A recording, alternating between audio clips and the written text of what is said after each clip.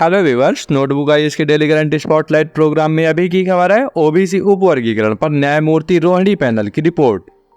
चलिए जानते हैं कि यह चर्चा में क्यों है। अन्य पिछड़ा वर्ग यानी कि ओबीसी जाति के उपवर्गीकरण के लिए गठित न्यायमूर्ति जी रोहिणी की अध्यक्षता वाले आयोग ने 31 जुलाई 2023 को अपनी रिपोर्ट राष्ट्रपति द्रौपदी मुर्मू को सौंप दी है। नजर डाल लेते हैं इसके मुख्य बिंदुओं पर। दिल्ली उच्च न्यायालय के सेवानिवृत्त मुख्य न्यायाधीश न्यायमूर्ति जी रोहिणी की अध्यक्षता में 4 सदस्यीय आयोग की नियुक्ति 2 अक्टूबर 2017 को की गई थी, जिसके कार्यकाल में 14 बार विस्तार हुआ। 4 सदस्यीय आयोग के अन्य सदस्य हैं डॉक्टर JK बजाज, निदेशक नीति अध्ययन केंद्र नई दिल्ली। दूसरे हैं निदेशक भारतीय मानव विज्ञान सर्वेक्षण कोलकाता, ये पदेन सदस्य हैं। और तीसरे हैं रजिस्ट्रार जनरल और जनगणना आयुक्त भारत, यह भी पदेन सदस्य के रूप में हैं। आयोग की अध्यक्ष जस्टिस जी रोहिणी ओबीसी समुदाय से हैं। आयोग का गठन संविधान के अनुच्छेद 340 के तहत किया गया था। अब नजर डाल लेते हैं आयोग के कार्यों पर। आयोग को यह जांचने के लिए कहा गया था कि ओबीसी को प्राप्त आरक्षण और अन्य लाभ किस हद तक कुछ प्रमुख जाति समूहों के बीच केंद्रित है। इसके आधार पर आयोग को केंद्रीय ओबीसी सूची में लगभग 2600 से अधिक जाति समूहों के विभाजन का सुझाव देने का काम सौंपा गया था, ताकि इन लाभों को समान रूप से पुनर्वितरित किया जा सके।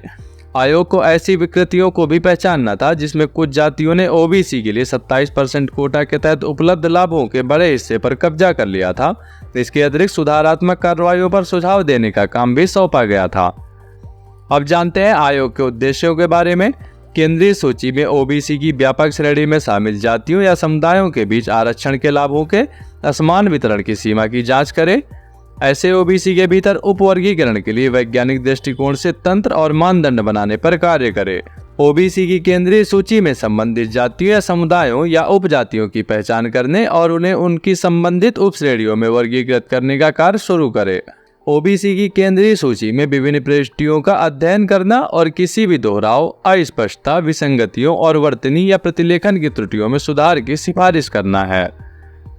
अब नजर डालेंगे आयोग के सुझावों पर। हालांकि आयोग की रिपोर्ट को अभी तक सार्वजनिक नहीं किया गया है। सूत्रों के अनुसार आयोग ने जाति समूहों को व्यापक श्रेणियों में विभाजित करने का सुझाव दिया है, जिसमें प्रमुख जातियों यानी कि लाभों तक सबसे अधिक पहुंच के साथ को 27% आरक्षण का सबसे छोटा हिस्सा मिलेगा और ऐतिहासिक रूप से पिछड़े जाति समूहों का सबसे बड़ा हिस्सा मिलेगा।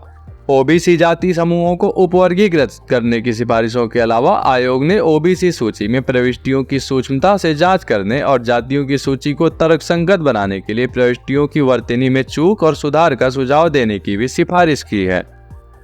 अब नजर डालते हैं इसकी समीक्षा पर।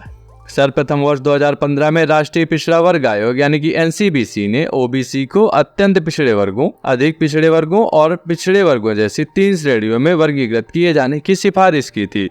ओबीसी के अपेक्षाकृत पिछड़े समुदायों की यह शिकायत रहती है कि अपेक्षाकृत अच्छी आर्थिक और शैक्षिक स्थिति वाले ओबीसी समूह अधिकांश वंचित समुदायों के आरक्षण का लाभ हड़प लेते हैं।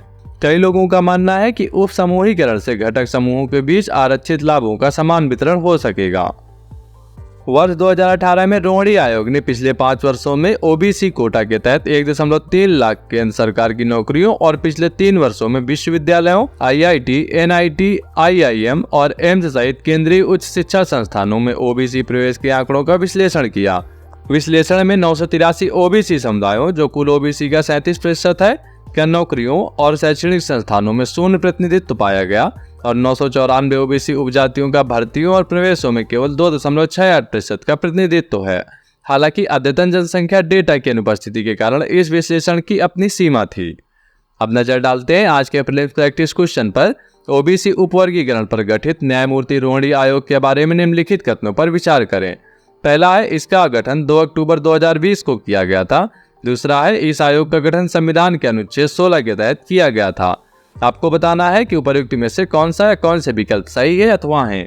केवल 1, केवल 2, 1 और 2 दोनों, या फिर ना तो 1 और ना ही 2।